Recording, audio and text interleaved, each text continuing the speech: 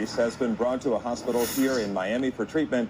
We watched as she was taken off a plane and put onto a stretcher at Fort Lauderdale Executive Airport.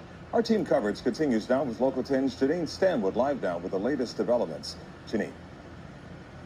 Calvin, initially we were told that she was being treated in Haiti, but now we have learned that she is here. About 45 minutes ago, she arrived here at Fort Lauderdale Executive Airport. That plane just left, but let's show you video from moments ago.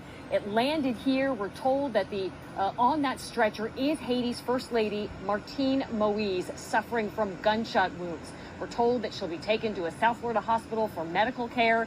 You can see in that video she is surrounded by members of Homeland Security and other law enforcement as she's rolled from that Trinity Air ambulance to that private ground ambulance. And if you look at that video, it appears that one of her arms is bandaged. She has a mask over her face, and it looks like she is really just keeping still, saying very little.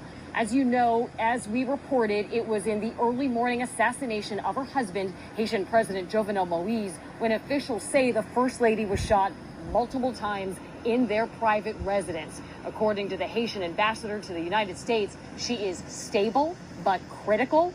Local 10, as you know, has caught up with the 47-year-old First Lady in Haiti as well as here in South Florida. We're told she advocated for women's issues as well as public health access. Calvin, you have visited Haiti. You have met the First Lady. You have frequently said that she is rarely not by her husband's side. Again, now she is in South Florida getting treatment as soon